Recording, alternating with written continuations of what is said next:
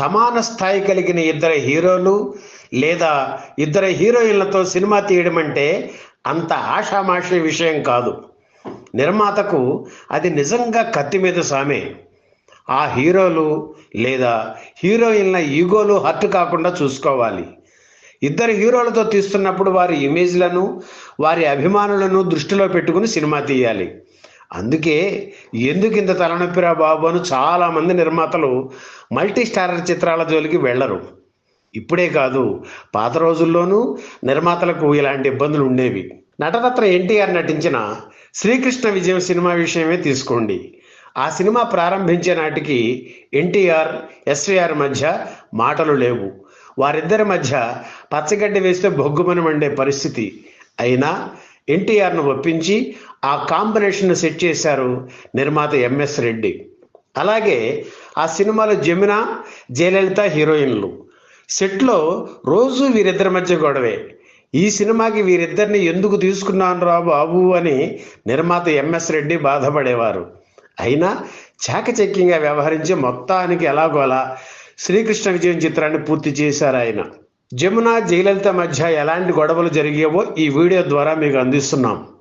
ఈ విషయాలు నీకు ఎలా తెలుసు, ఆ సమయంలో నువ్వు అక్కడ ఉన్నట్లు అన్నీ చూసినట్లు చెబుతున్నావు అని మీరు కామెంట్ చేస్తారని మాకు తెలుసు. నిర్మాత ఎంఎస్ రెడ్డి వేరు వేరు సందర్భాల్లో చెప్పిన విషయాలను, మాకు దొరికిన సమాచారాన్ని సేకరించి మీకు అందిస్తున్నాం.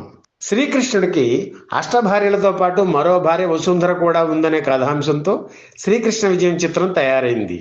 కమలాకర కామేశ్వరరావు దర్శకుడు. ఇందులో వసుంధర పాత్ర జయలలిత పోషిస్తే బాగుంటుందని ఎన్టీఆర్ సూచించడంతో ఆమె ఇంటికి వెళ్ళారు ఎంఎస్ రెడ్డి. అప్పటికే ఆమె నట సామ్రాట్ ఏఎన్ఆర్ చిత్రం దసరా బుల్లోడు చిత్రంలో హీరోయిన్గా నటించడానికి డేట్స్ ఇచ్చారు.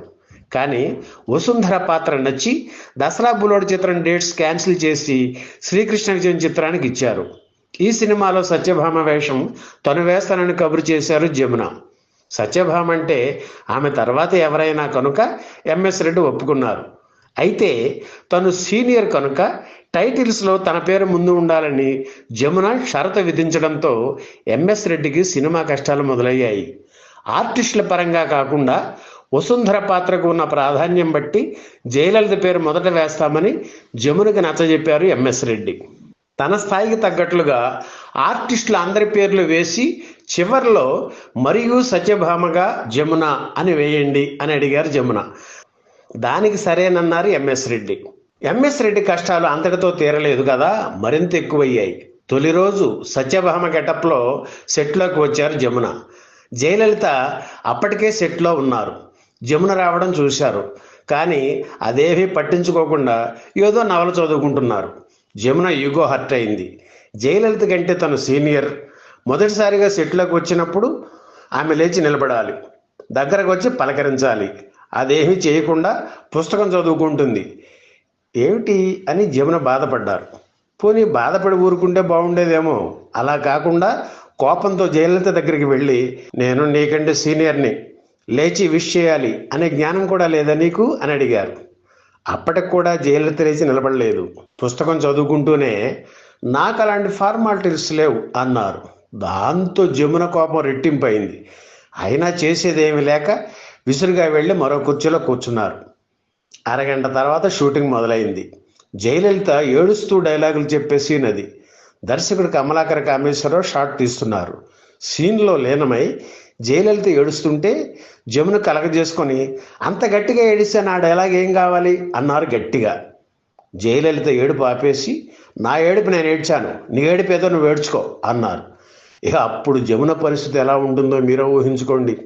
అసలే ఆవిడకి ఆత్మాభిమానం ఎక్కువ. జయలలిత మాటలకు ఆవిడ ఎంతో హర్ట్ అయ్యి, కామేశ్వరరావు గారు నా మూడు పాడైంది, ఈరోజు నేను నటించలేను అనేసి మేకప్ రూమ్లోకి వెళ్ళిపోయారు. ఒంటి మీద ఉన్న ఆభరణాలన్నీ తీసేశారు. మేకప్ కూడా తీసేయబోతుంటే నిర్మాత ఎంఎస్ రెడ్డి పరుగు పరుగున అక్కడికి వచ్చారు. అందరి ముందు ఆమె నన్ను అంత చులకనగా మాట్లాడుతుంటే మీరు చూస్తూ ఊరుకోవడం బాగోలేదు సార్ అని ఆయన్ని పట్టుకుని దులిపేశారు జమున. ఆవిడని కన్విన్స్ చేసి కోపాన్ని తగ్గించేసి మళ్ళీ సెట్లోకి తీసుకెళ్లారు ఎంఎస్ రెడ్డి. తొలి రోజు ఈ సంఘటనతో మొదలైన ఈ హీరోయిన్ల మాటల యుద్ధం తర్వాత కూడా కొనసాగింది.